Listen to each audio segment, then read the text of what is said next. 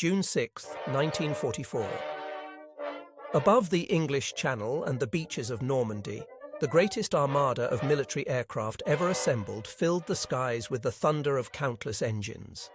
Among the hundreds of fighters providing air cover for the invasion forces, a single Packard Merlin-powered fighter struggled through broken clouds, trailing smoke from its battle-damaged engine.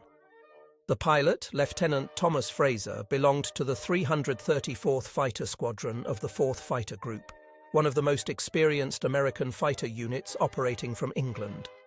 His aircraft, a North American P-51 B-15NA Mustang, bearing the serial number 43-24825 and wearing the squadron code letters QPG, along with the affectionate nickname Jerry painted on its nose, had been struck during the furious air battles supporting the Allied landings. Fraser fought to maintain control as his damaged fighter lost altitude steadily. The Packard-built version of the legendary Rolls-Royce Merlin engine continued running, but with diminished power and a growing trail of white smoke that marked his position to anyone watching from below. The young American pilot knew his chances of reaching England grew slimmer with each passing moment. He scanned the landscape beneath him, searching desperately for suitable forced landing terrain while simultaneously trying to determine his position. The chaos of the invasion had scattered formations and confused navigation, leaving Fraser uncertain of his exact location over the French countryside. The Normandy invasion had drawn nearly every available German unit toward the beaches, but Fraser understood that inland areas remained under enemy control. Landing behind German lines meant certain capture, yet he possessed no alternative as his engine condition deteriorated beyond any hope of coaxing it back across the channel. The lieutenant made his decision, selecting what appeared to be a relatively flat agricultural field near Rouen and preparing for an emergency landing that would abruptly end his combat career while simultaneously beginning an extraordinary second life for his aircraft. Fraser executed the forced landing with considerable skill, despite the difficult circumstances and his aircraft's battle damage. The Mustang struck the French earth hard, bouncing and sliding across the uneven ground before finally grinding to a halt amid clouds of disturbed soil. The impact was violent but survivable. Fraser emerged from the cockpit, shaken but essentially uninjured, immediately beginning to destroy sensitive equipment aboard the aircraft according to established procedures designed to prevent useful intelligence from falling into enemy hands. He attempted to set fire to the fuel system, but insufficient time remained before German soldiers arrived at the crash site, having observed the smoking fighter's descent and rushed to investigate. The American pilot became a prisoner of war, beginning a long captivity that would last until Germany's eventual defeat. For Fraser, the war had effectively ended on that French field.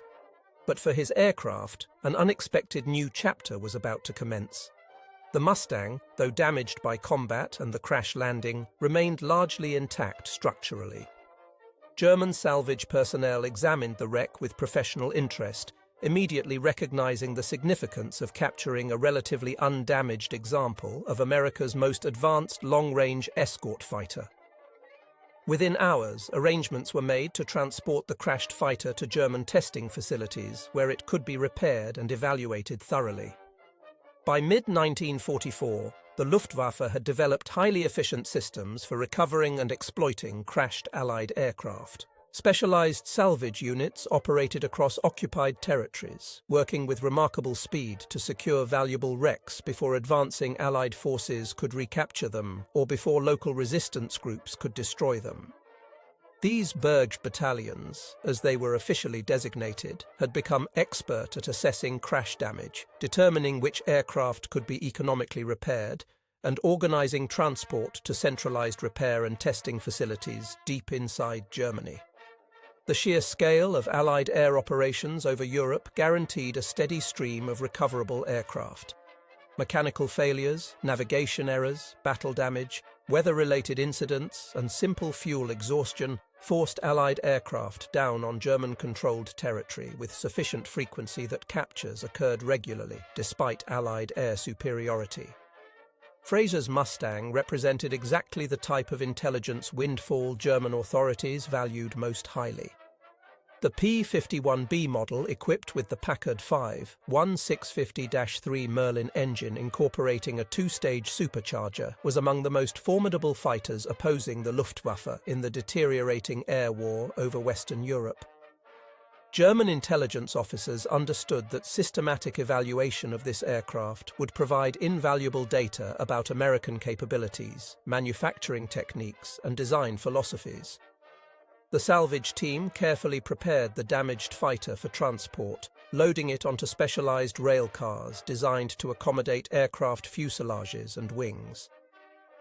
The journey across occupied France and into Germany proceeded without significant incident, delivering the battle-scarred American fighter to Rechlin, the Luftwaffe's premier testing establishment.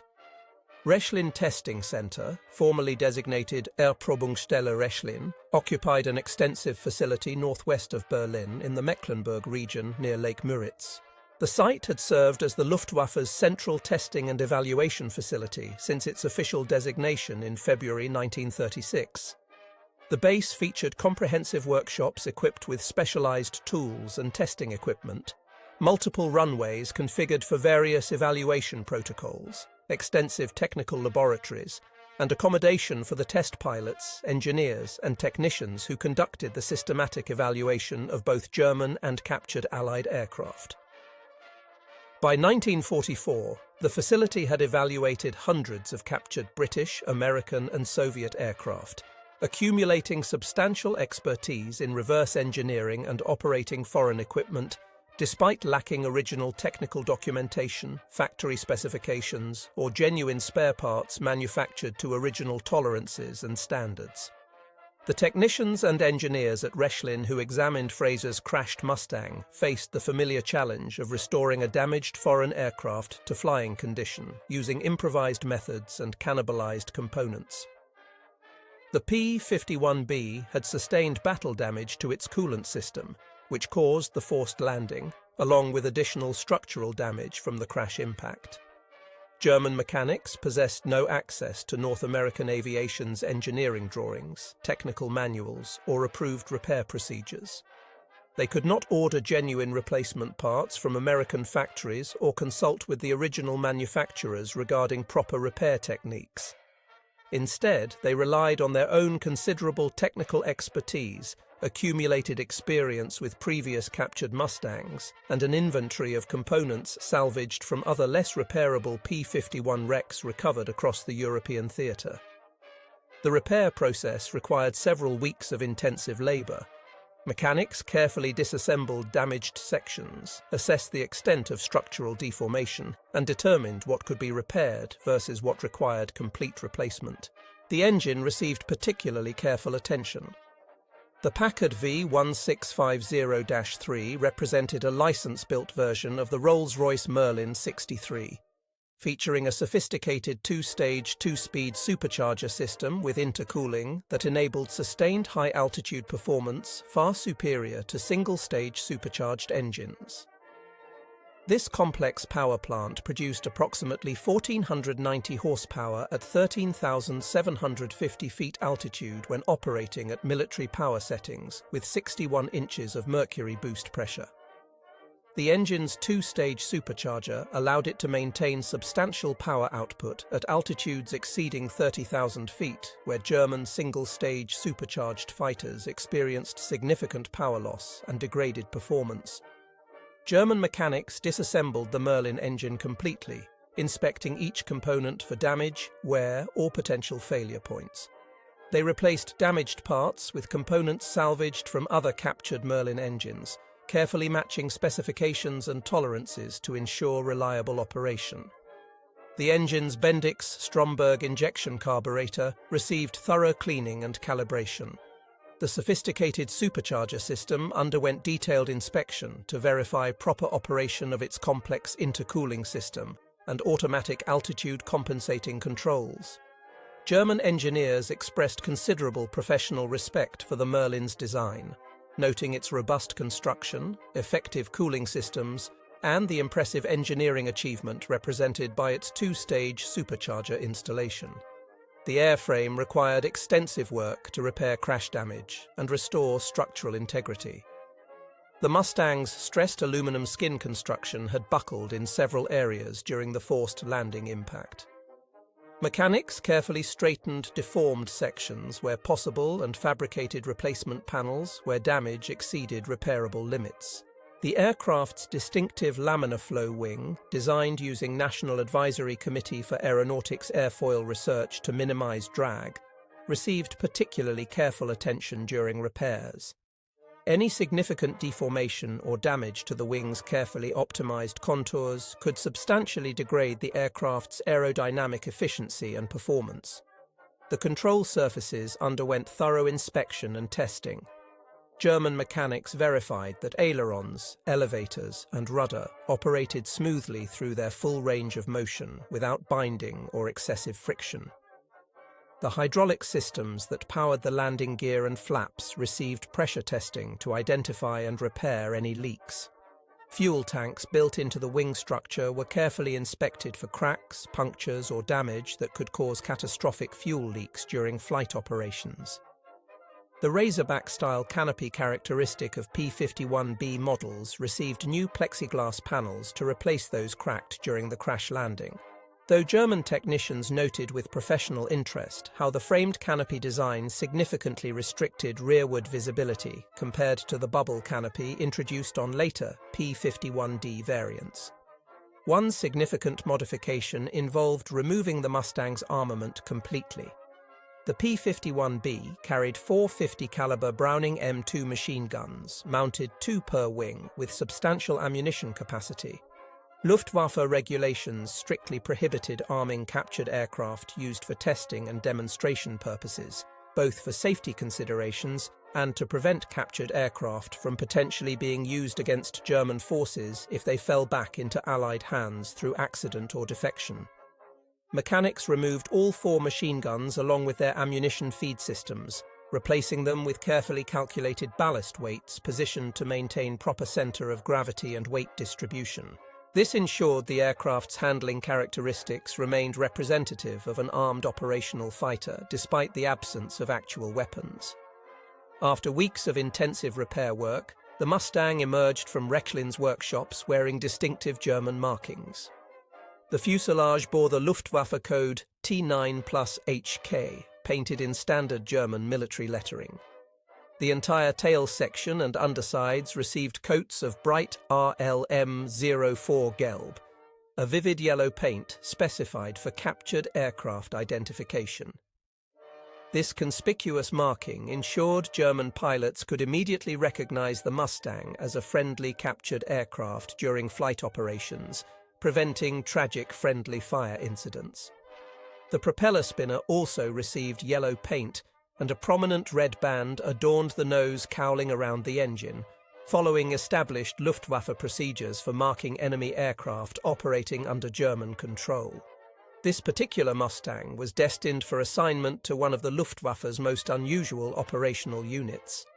The Wanderzirkus Rosarius, officially designated as the second Staffel of Versuchsverband Oberkommando der Luftwaffe, was a specialized trials and demonstration unit operating captured Allied aircraft.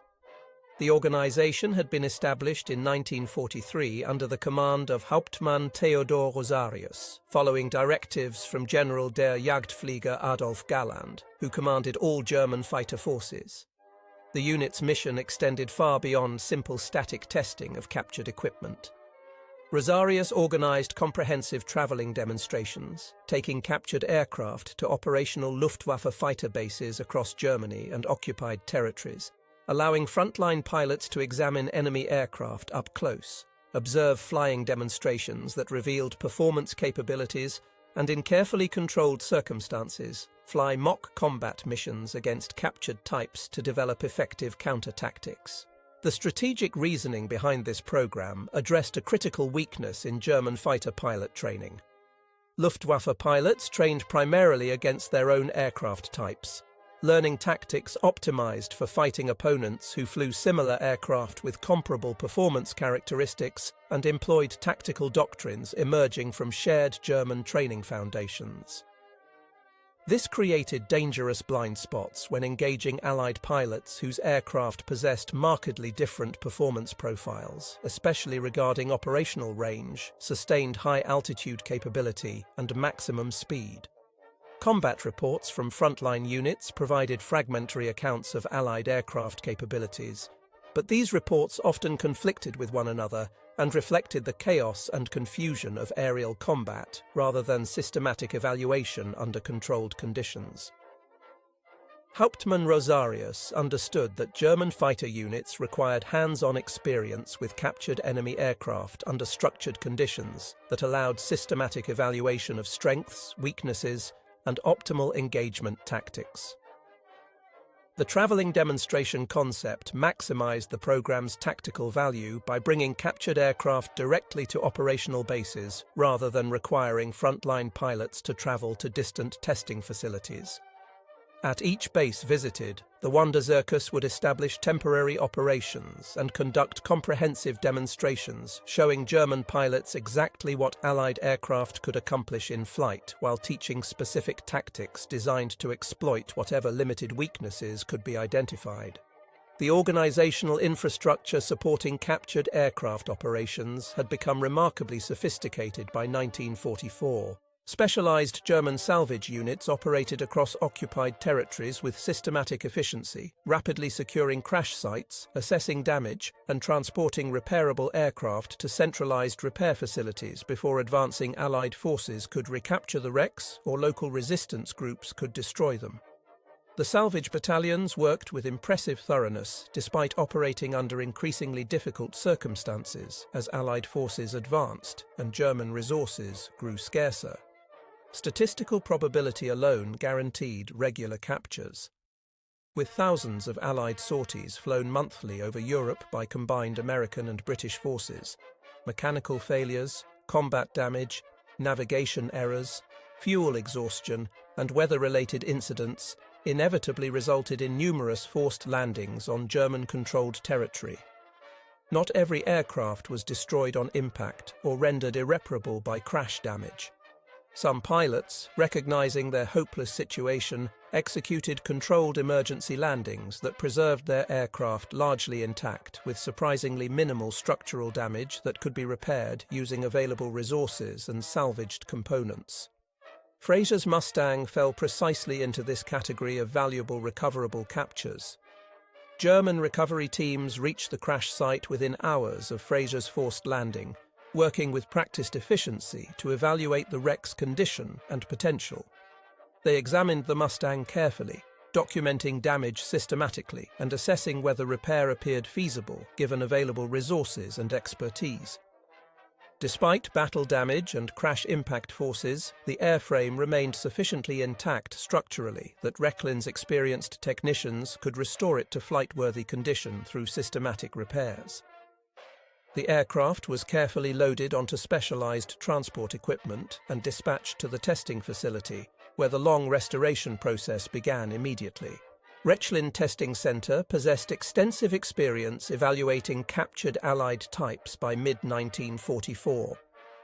The facility's engineers and technicians had worked on numerous British Spitfires, American P-47 Thunderbolts, Soviet Yak fighters, and earlier P-51 variants.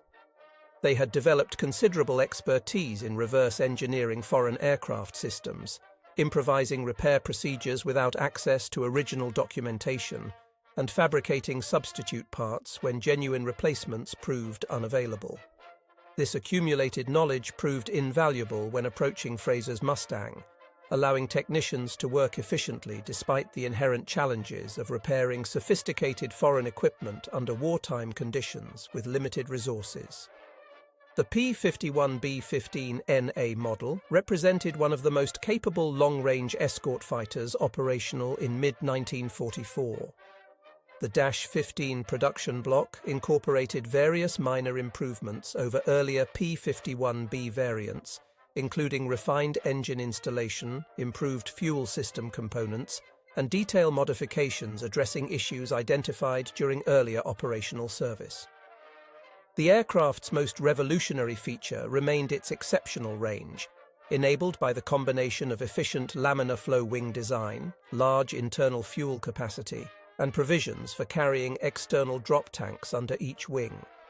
With external tanks installed, operational range exceeded 800 miles under cruise conditions, enabling escort missions deep into Germany that had been operationally impossible with shorter-range Allied fighters like the Republic P-47 Thunderbolt or Lockheed P-38 Lightning, despite their considerable capabilities in other performance areas.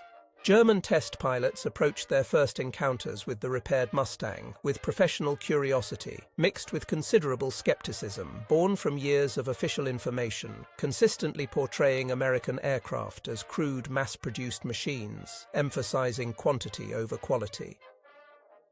The prevailing view among many Luftwaffe personnel, reinforced by propaganda and official communications, held that American engineering focused on producing adequate numbers of acceptable aircraft rather than pursuing the engineering excellence and performance optimization supposedly characterizing the best German designs. These comfortable assumptions began dissolving rapidly the moment experienced test pilots climbed into the Mustang's cockpit and experienced firsthand what American designers had actually achieved. The cockpit layout immediately impressed German pilots familiar with the cramped confines of Messerschmitt Bf-109 cockpits and even the more spacious accommodations of Focke-Wulf FW-190s. The Mustang demonstrated thoughtful ergonomic design, with controls logically arranged and positioned within comfortable reach, reducing pilot fatigue and improving safety workload significantly, and allowing greater concentration on tactical situations rather than struggling with awkwardly positioned switches and levers. Instruments featured clearly marked gauges sensibly grouped by function, following human factors principles that prioritized pilot effectiveness. The seat provided noticeably superior comfort compared to German fighters, an important consideration during multi-hour escort missions where pilot fatigue could significantly impact performance and decision-making capability. Visibility, even in the earlier Razorback configuration with its framed canopy and rear fuselage extension blocking rearward view, exceeded what Bf-109 pilots experienced daily. The Messerschmitt featured heavily framed canopy construction with particularly restricted rear visibility that left German pilots dangerously vulnerable to attacks from behind, a serious tactical disadvantage during dogfighting where maintaining awareness of threats required constant vigilance in all directions.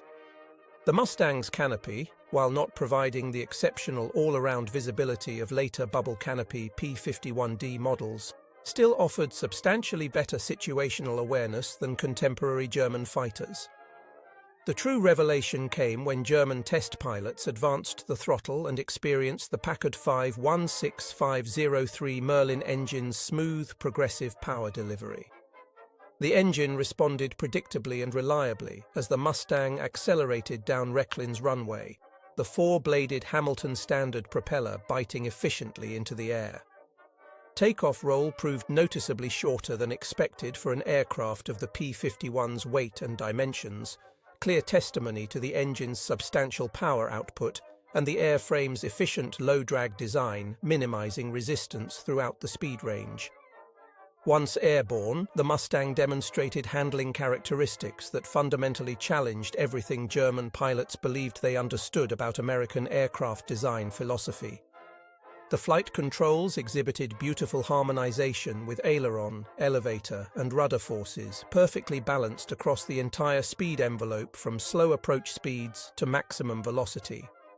Control forces increased predictably with airspeed, providing excellent tactile feedback without becoming excessively heavy, and decreased smoothly at lower speeds without becoming overly sensitive or nervously twitchy. The Mustang responded crisply and predictably to control inputs without displaying the oversensitivity or nervous handling that plagued some fighter designs. Roll rate exceeded the Bf-109 significantly and approached the exceptional roll performance of the FW-190, allowing rapid direction changes critical for both offensive and defensive combat maneuvering. The aircraft could be thrown aggressively into various attitudes and flight regimes without displaying dangerous tendencies or characteristics requiring excessive pilot compensation. Stall characteristics proved benign and forgiving, with clear aerodynamic warning before reaching critical angle of attack and straightforward recovery procedures that didn't demand exceptional piloting skill or strength. German test pilots systematically evaluated the Mustang's performance envelope through carefully planned test flights, pushing the aircraft through standardized maneuvers specifically designed to reveal strengths, limitations, and any hidden dangerous characteristics.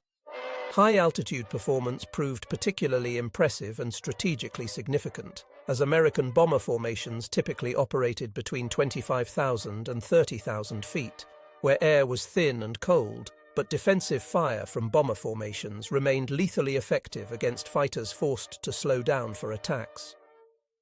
German fighters equipped with single-stage superchargers struggled increasingly at these altitudes, their engines gasping for sufficient air while the Mustang's sophisticated two-stage Merlin continued delivering robust, reliable power. The revelation proved sobering to pilots and commanders who grasped the implications fully. The Mustang could not merely reach these altitudes, but could fight there effectively, maintaining significant speed advantage and crisp maneuverability, while German interceptors labored with reduced power, slower speeds, and degraded handling as their engines fought against thin atmosphere. This performance disparity directly impacted tactical options available to German fighter commanders attempting to defend against American bomber streams. Speed trials conducted under controlled conditions at various altitudes confirmed the Mustang's clear superiority in this critical category.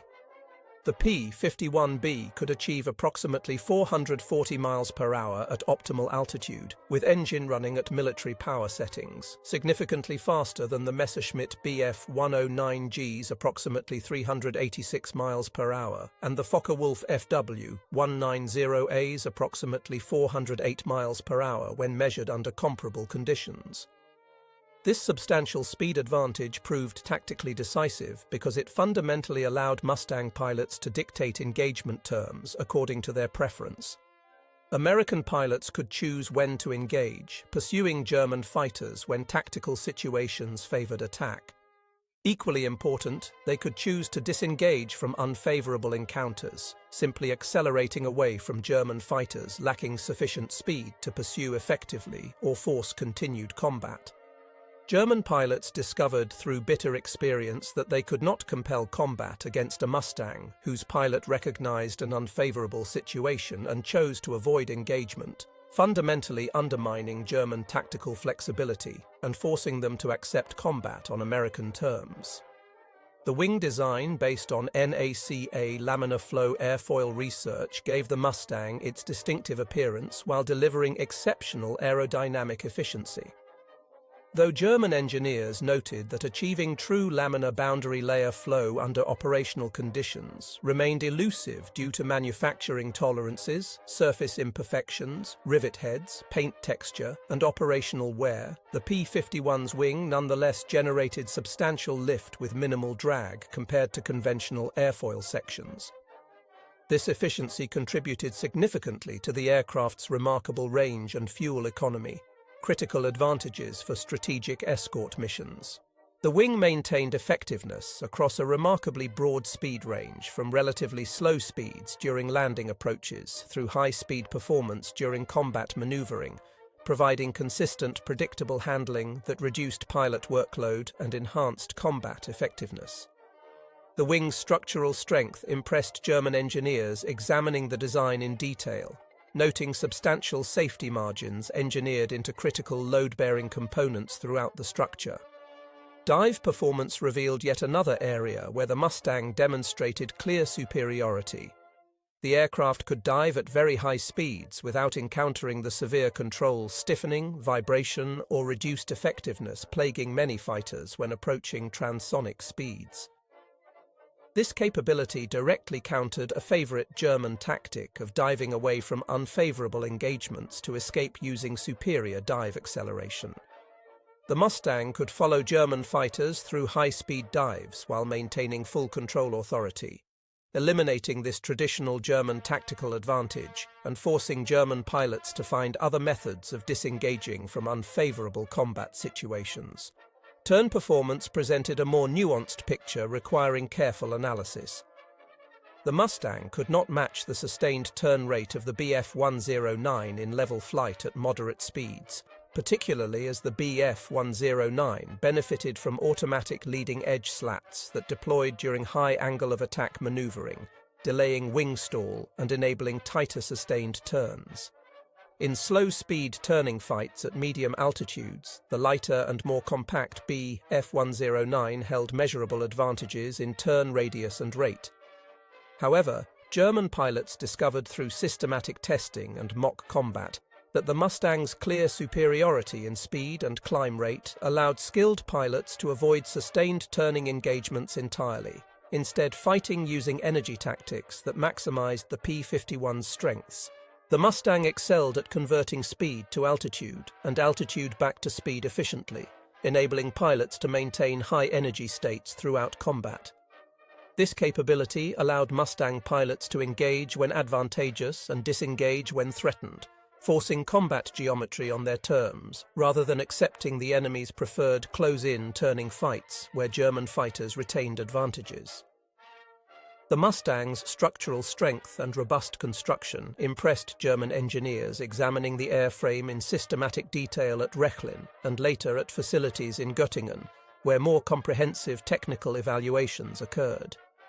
The aircraft was substantially built with significant safety margins engineered into critical structural components, contrasting markedly with German design approaches often pushing structural limits to absolute minimums, pursuing weight reduction and maximum performance.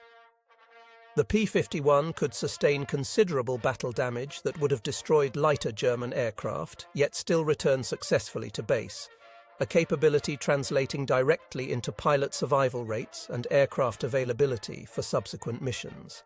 American engineering philosophy clearly emphasized survivability and maintainability, accepting somewhat higher empty weight in exchange for durability, keeping aircraft and pilots operational longer.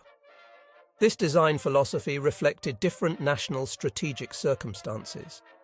American industry could produce aircraft in enormous quantities, making individual aircraft essentially expendable from a strategic perspective. But trained pilots represented valuable assets requiring months of expensive training to replace. Designing aircraft that protected pilots and facilitated their survival even after sustaining significant battle damage made sound strategic sense from this perspective. Range capabilities absolutely astounded German pilots accustomed to the severely limited endurance of their own fighters, which rarely exceeded 90 minutes total flight time, including combat operations.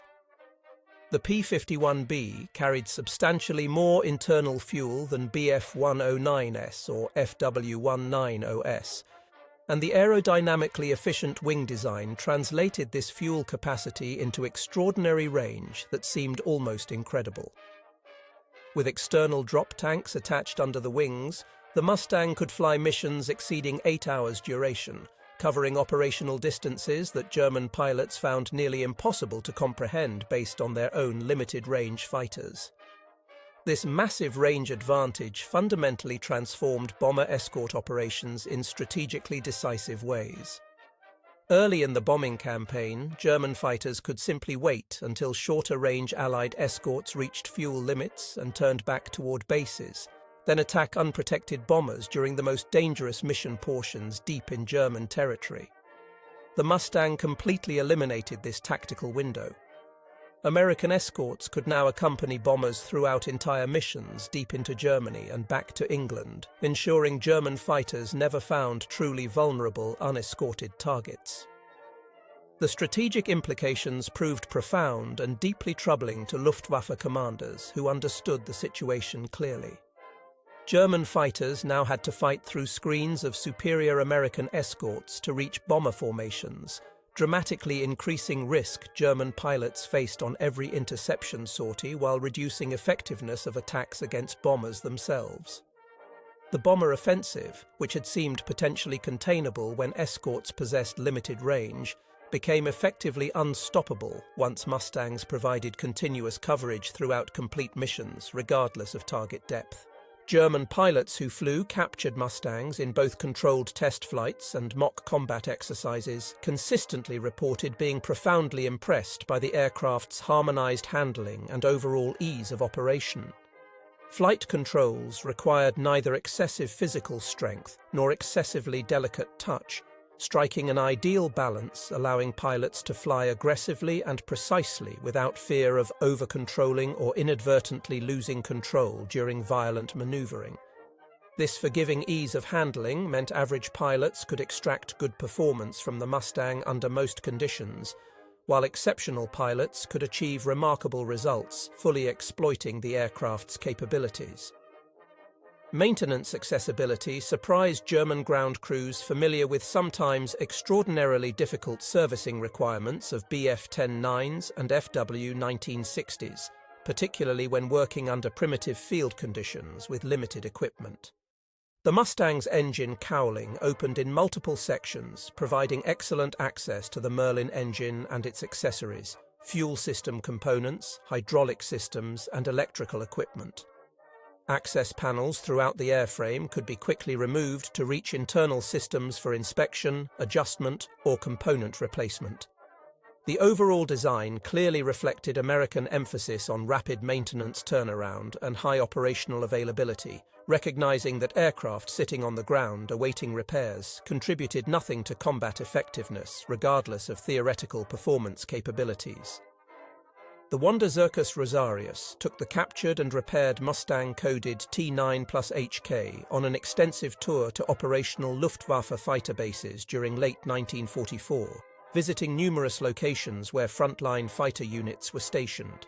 At each stop, the unit established temporary operations and conducted comprehensive demonstrations showing German pilots exactly what Allied aircraft could accomplish in flight, while teaching specific tactics designed to counter Allied strengths and exploit whatever weaknesses could be identified. Demonstrations typically began with captured aircraft taxiing past assembled German pilots and ground personnel, creating surreal scenes as enemy aircraft bearing German markings and bright yellow identification paint moved among German fighters. Seeing these aircraft up close created substantial psychological impact, making the enemy tangible and real rather than abstract concepts discussed in briefings. Then came flight demonstrations where experienced German test pilots flew captured aircraft through carefully choreographed aerobatic routines and tactical maneuvers, demonstrating specific performance capabilities far more effectively than written reports or verbal briefings could ever achieve. For Mustang demonstrations, test pilots performed high-speed passes at low altitude, dramatically showing the aircraft's significant speed advantage over German types. They executed climbing maneuvers to altitudes exceeding 30,000 feet, displaying remarkable climb performance and high-altitude capability enabled by the two-stage supercharged engine. They demonstrated the P-51's excellent roll rate through crisp aileron rolls, showing how quickly the aircraft could change direction.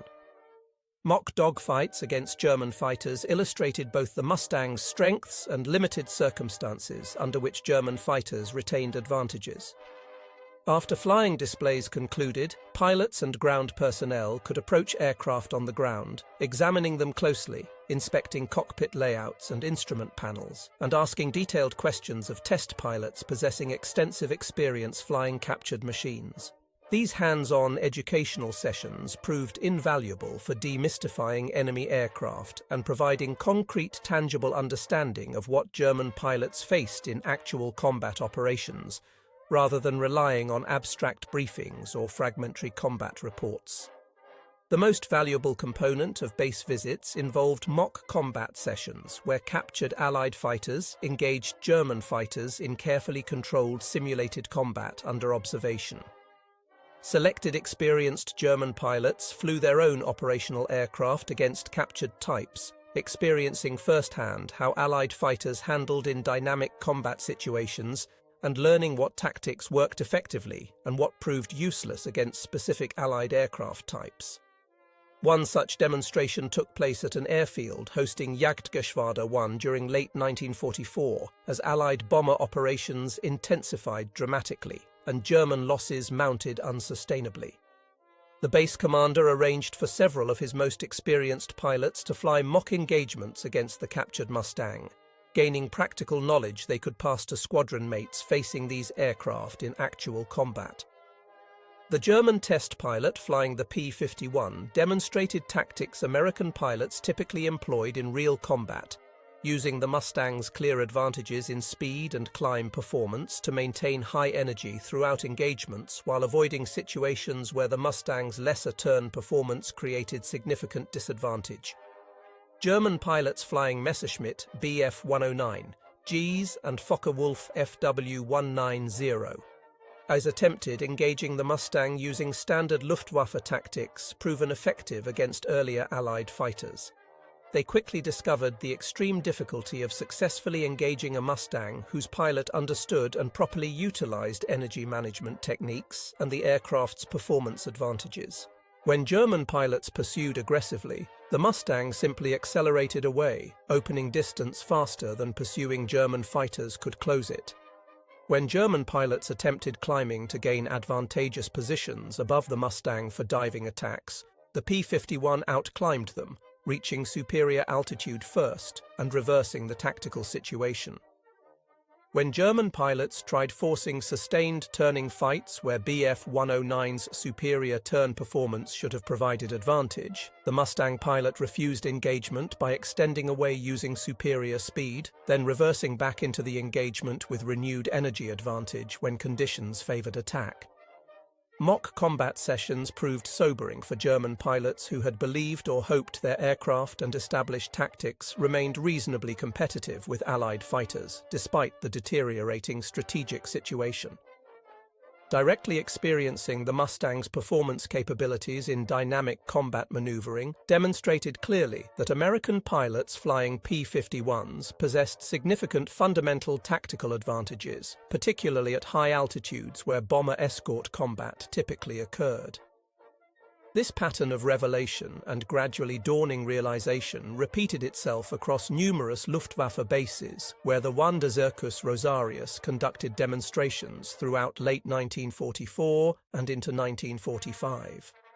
Walter Dahl, who commanded fighter units during 1944, later wrote about Wanderzirkus Rosarius visits to his bases in his memoir, though historians caution his accounts must be treated carefully due to documented reliability issues throughout his writing. He described how captured American fighters would arrive along with captured heavy bombers, creating unusual surreal scenes where enemy aircraft parked peacefully alongside German machines, while pilots examined them closely.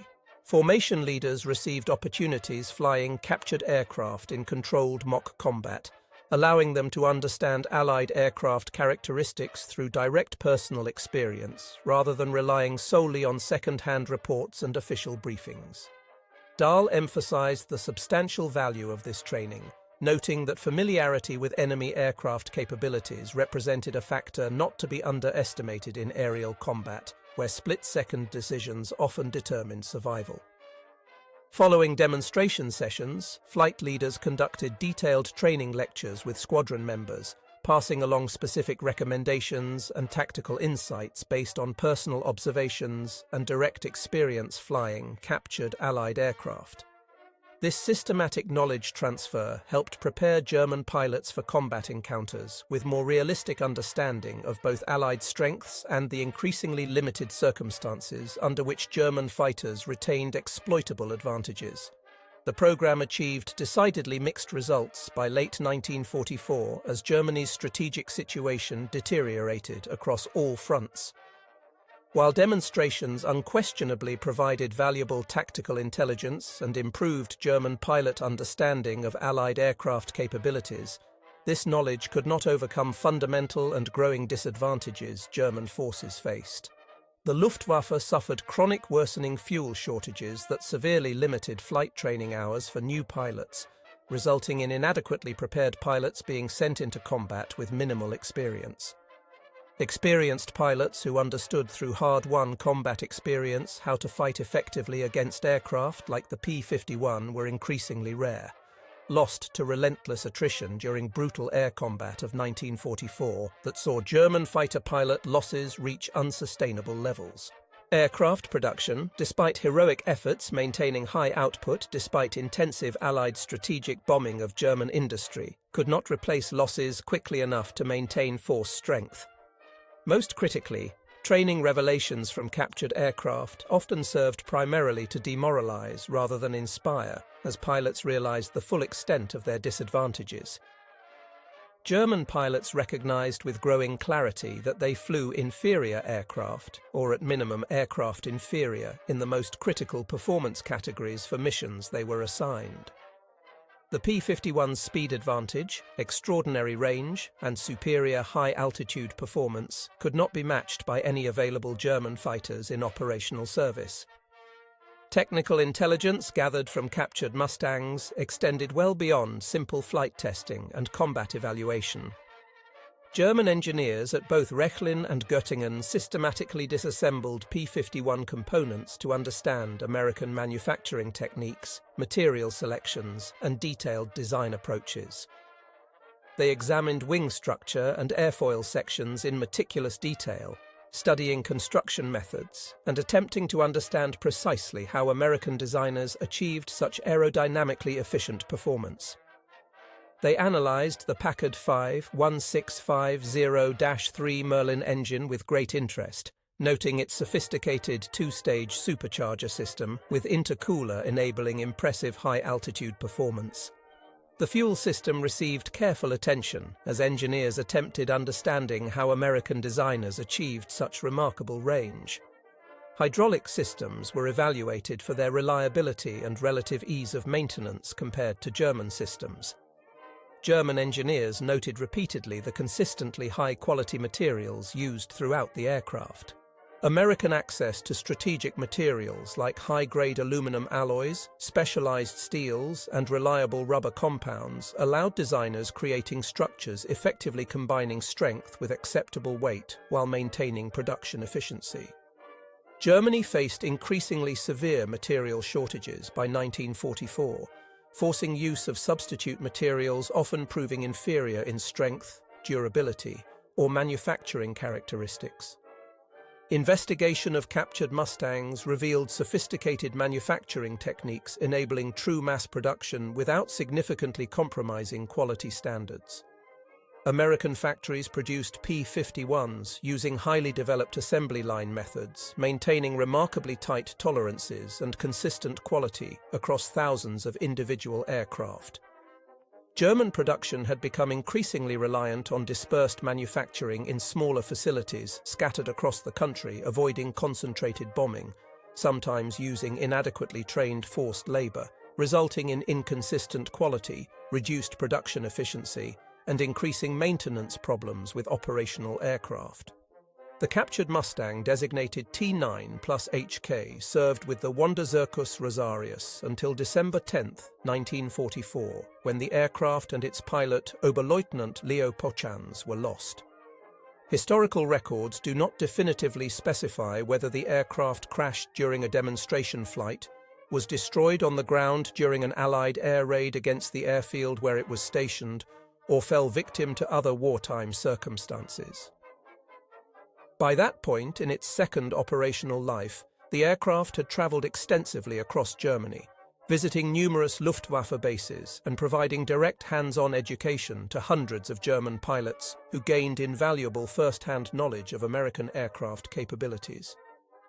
Other captured Mustangs served similar evaluation and demonstration roles for the Luftwaffe. German records and post-war research indicate at least 2 P-51s definitely operated with the Wanderzirkus Rosarius at various times during 1944 and early 1945, bearing Luftwaffe codes T9 plus CK and T9 plus HK. Historical sources sometimes incorrectly list T9 plus FK and T9 plus PK as additional P-51s operated by the unit, but careful research reveals T9 plus FK was actually a captured P-47D Thunderbolt, not a Mustang, while T9 plus PK was a captured Soviet Lavochkin La-5FN fighter. The T9 designation code was not officially assigned to any existing Luftwaffe operational formation in German organizational records, strongly suggesting it represented an ad hoc code used specifically for Wanderzirkus Rosarius captured aircraft operations rather than following standard Luftwaffe organizational structure. Documentation indicates one captured P-51B was used at Neuruppin Airfield, located approximately 60 kilometers northwest of Berlin, to train Hungarian fighter pilots on effective tactics for using their Focke-Wulf FW-19OAs against American Mustangs. This transfer of tactical knowledge to German allies reflected recognition that the Mustang represented a significant and growing threat requiring specialized counter-tactics needing wide dissemination. Training emphasized identifying and exploiting limited areas where German and Hungarian fighters retained advantages, such as sustained turn performance at lower speeds and altitudes, while studiously avoiding situations playing directly to the Mustang's overwhelming strengths in speed, climb rate, and high-altitude performance. The broader implications of German pilots directly experiencing and thoroughly understanding superior American fighters extended well beyond immediate tactical considerations. The Mustang represented tangible, undeniable evidence that American industrial and engineering capabilities equaled or exceeded German achievements in critical areas, contradicting years of propaganda about American industrial and technical inferiority. This uncomfortable realization challenged fundamental assumptions about relative national capabilities and contributed significantly to declining morale among German pilots, who increasingly understood they fought at severe and growing disadvantage that no amount of skill, courage, or tactical cleverness could fully overcome. The Mustang's range capabilities particularly troubled German commanders because they clearly recognized decisive strategic implications. The bomber war over Germany, which had seemed potentially containable when Allied escorts possessed limited range and had to turn back before reaching deep targets, became effectively unstoppable once Mustangs could provide continuous escort coverage throughout entire missions. German fighters could no longer wait for escorts to reach fuel limits and turn back before attacking bombers. Every bombing mission now featured fighter escort throughout, dramatically increasing risk German pilots faced when attempting intercepts and forcing them to fight through screens of superior Allied fighters to reach bomber formations. Production numbers told a devastating story about relative industrial capacity. By late 1944, American factories were producing approximately 500 P-51s monthly, and this figure would climb even higher, reaching 881 aircraft monthly by January 1945 at peak production. This output exceeded more than double the combined production rate of all German single-engine fighter types, including Bf-109s, FW-190s, and newer types. Moreover, these Mustangs were equipped with reliable engines built to consistent quality standards, sophisticated, accurate instruments, and radio equipment that actually worked consistently and reliably, unlike often unreliable, poorly manufactured equipment in late-war German fighters. American pilots flew aircraft that had been properly maintained by well-trained ground crews with adequate supplies of genuine spare parts, proper tools, and technical manuals, while German forces struggled with increasingly severe maintenance challenges created by parts shortages, substitute materials, undertrained or forced labor personnel, and dispersed maintenance facilities. The quality and thoroughness of American pilot training also became increasingly apparent through combat encounters analyzed by surviving German pilots. American pilots typically arrived at operational units with 200 to 400 hours total flight training time, including extensive instruction in advanced combat tactics, instrument flying under various weather conditions, and formation procedures. German pilot training had been dramatically and dangerously shortened by late 1944 due to severe fuel shortages and loss of training facilities and experienced instructors. New pilots sometimes arrived at frontline units with barely 100 hours total flight time, minimal combat training, and often no instrument training whatsoever, leaving them dangerously unprepared for combat operations realities. These inadequately trained pilots faced veteran American pilots flying objectively superior aircraft, a combination producing grimly predictable results reflected in German loss statistics. German loss rates among fighter pilots increased dramatically and unsustainably during 1944 and early 1945. Experienced pilots who understood through hard-won combat experience how to maximize their aircraft's remaining strengths while minimizing exposure to enemy advantages were killed or seriously wounded faster than replacement pilots could be trained, even under compressed, inadequate training programs. New pilots with minimal training survived only a handful of missions on average before being shot down, bailing out if fortunate, dying if not.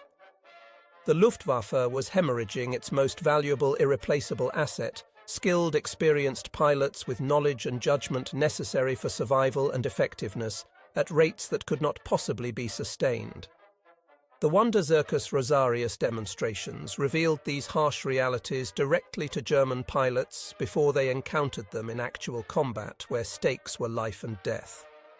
While this advanced preparation theoretically improved their survival chances by providing realistic understanding of what they would face, it simultaneously made painfully clear the deteriorating situation German forces faced across all dimensions of the air war.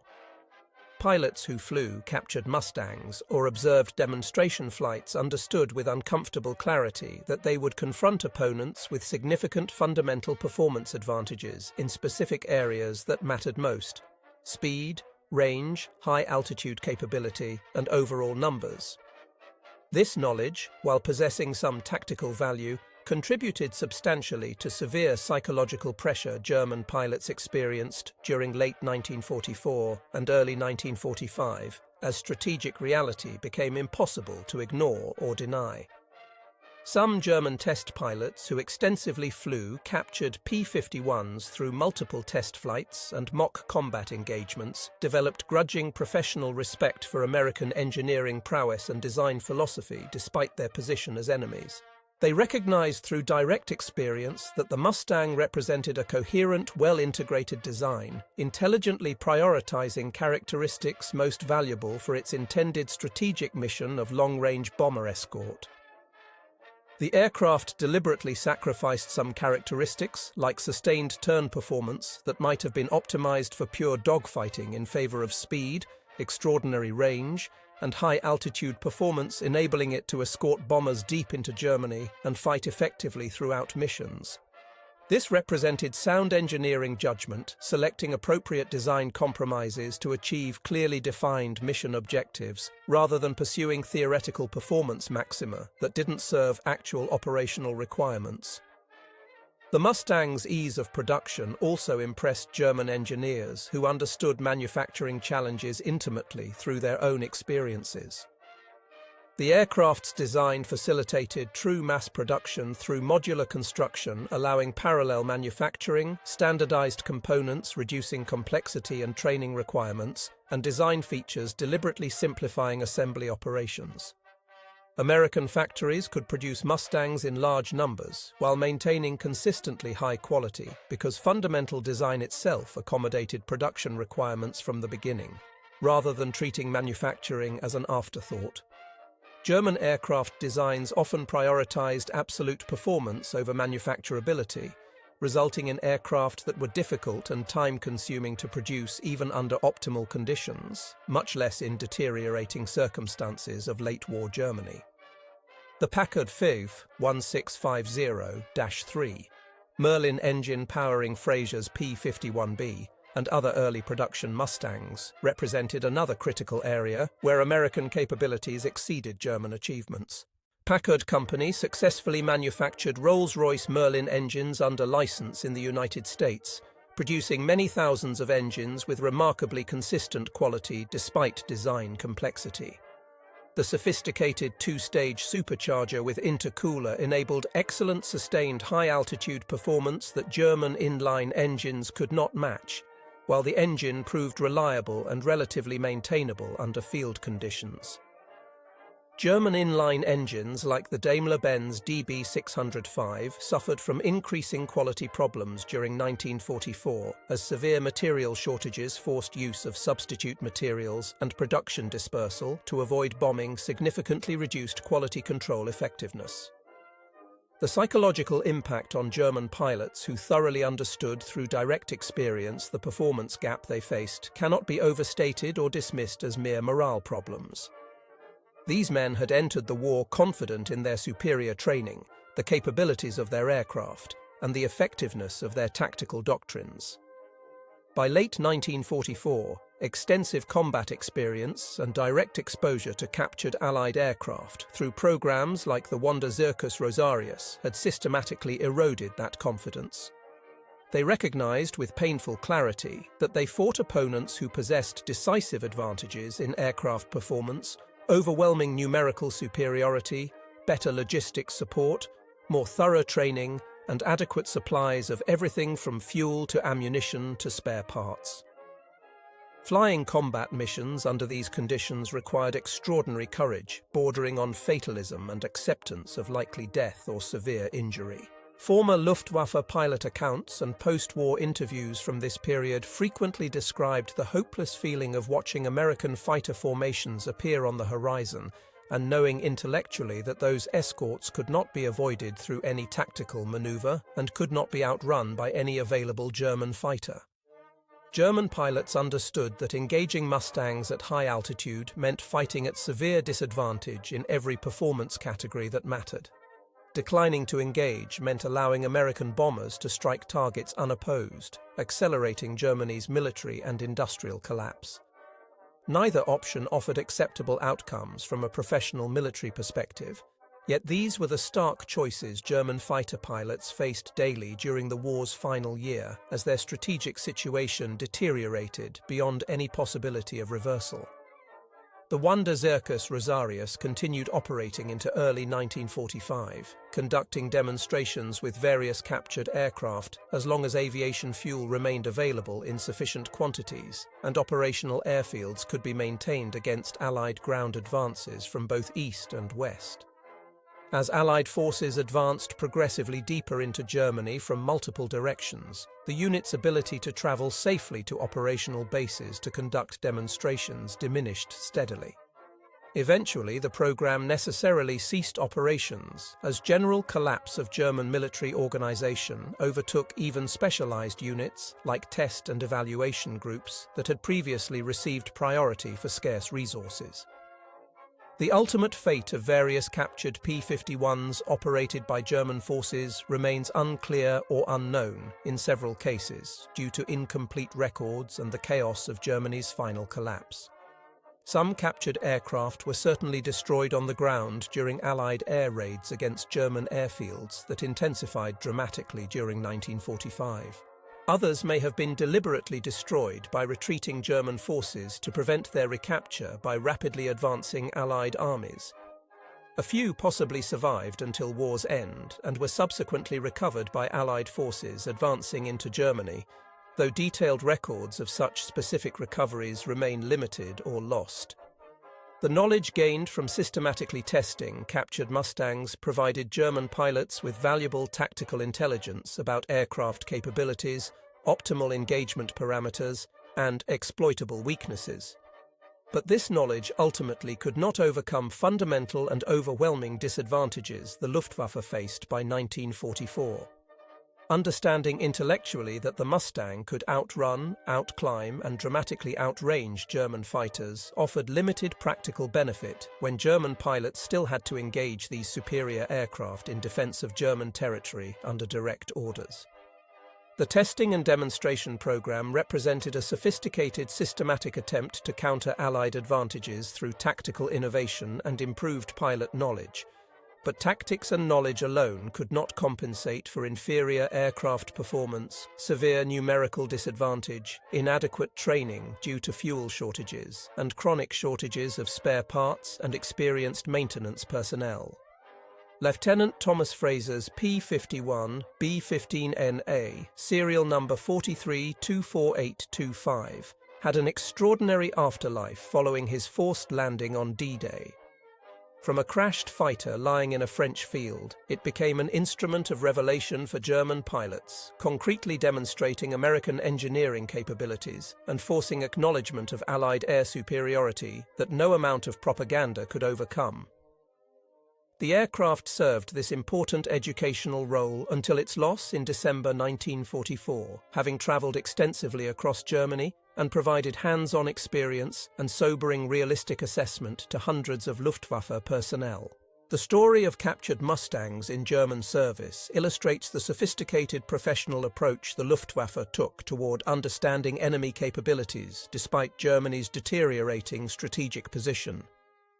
Rather than relying solely on fragmentary combat reports and intelligence assessments of uncertain reliability, German forces invested significant scarce resources in recovering, repairing, and systematically flying captured Allied aircraft under controlled conditions.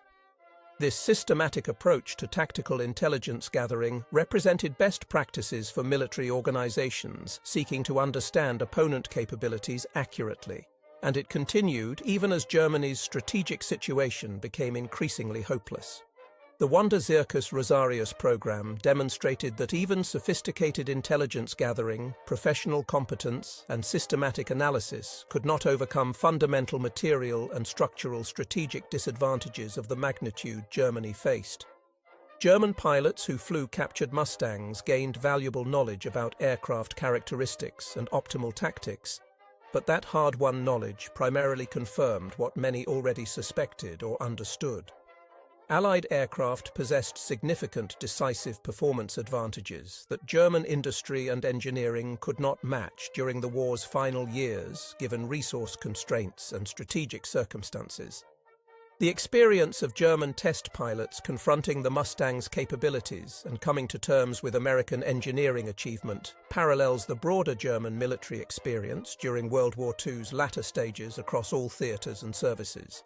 Initial confidence in German technological superiority and tactical innovation gradually gave way to recognition that Allied forces possessed decisive advantages in multiple critical areas: vast industrial capacity, access to strategic resources, enormous manpower reserves, and increasingly sophisticated technological capabilities that matched or exceeded German achievements. The Mustang represented one particularly visible manifestation of these Allied advantages. American designers had created an aircraft that excelled at its intended strategic mission of long-range bomber escort. American industry produced these aircraft in enormous quantities while maintaining consistent quality.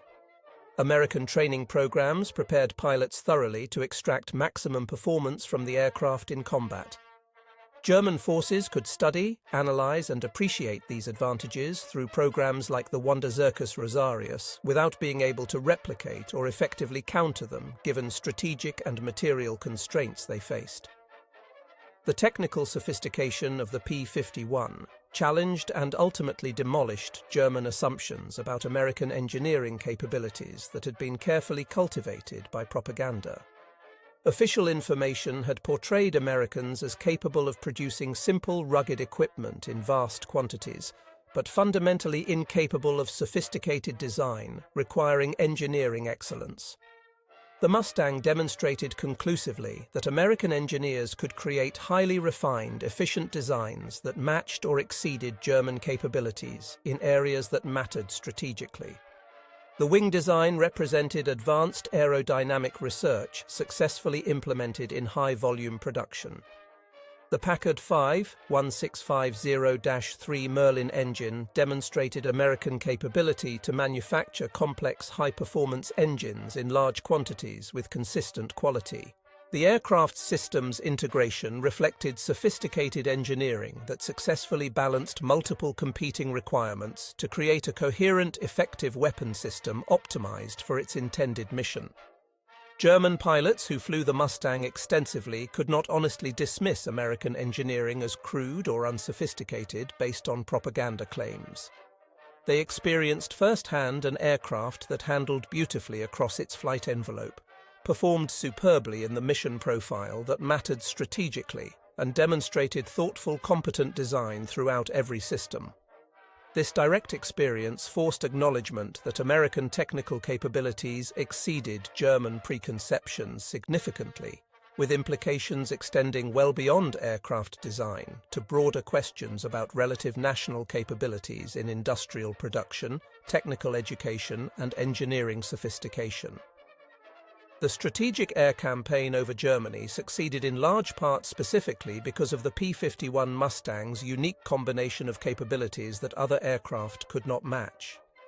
Long-range bomber escort deep into Germany remained operationally infeasible until the Mustang arrived in substantial quantities during early 1944 and began flying operational missions. Previous Allied escort fighters like the Republic P-47 Thunderbolt and Lockheed P-38 Lightning, despite their considerable capabilities in other areas, possessed insufficient range to accompany heavy bombers throughout complete missions to targets deep inside Germany and back to bases in England. This critical limitation allowed German fighters to simply wait until escorts reached fuel limits and turned back toward bases before attacking bomber formations during the most dangerous mission portions. The result was unsustainable bomber losses that forced suspension of deep penetration raids until adequate long-range escort became available. The Mustang fundamentally transformed bomber escort operations by providing continuous effective fighter coverage throughout entire missions, regardless of target distance. German fighters could no longer find extended periods when bombers flew without protective escorts. This operational reality forced German pilots to engage American fighters directly rather than simply attacking bombers, dramatically increasing risk German pilots faced on every interception mission. Combined with growing Allied numerical superiority and declining German pilot quality due to training time reductions, Mustang escorts made bomber operations over Germany operationally sustainable for the Allies, while German attempts at interception became increasingly costly, ineffective, and ultimately futile. The Luftwaffe conducted extensive technical evaluation of captured P-51s at multiple facilities, with particularly detailed performance testing occurring at Göttingen, where German engineers created comprehensive technical reports documenting Mustang capabilities in systematic detail. These evaluations measured speed at various altitudes, climb rate throughout the altitude range, absolute ceiling, range under various configurations, and handling characteristics across the complete performance envelope under controlled test conditions.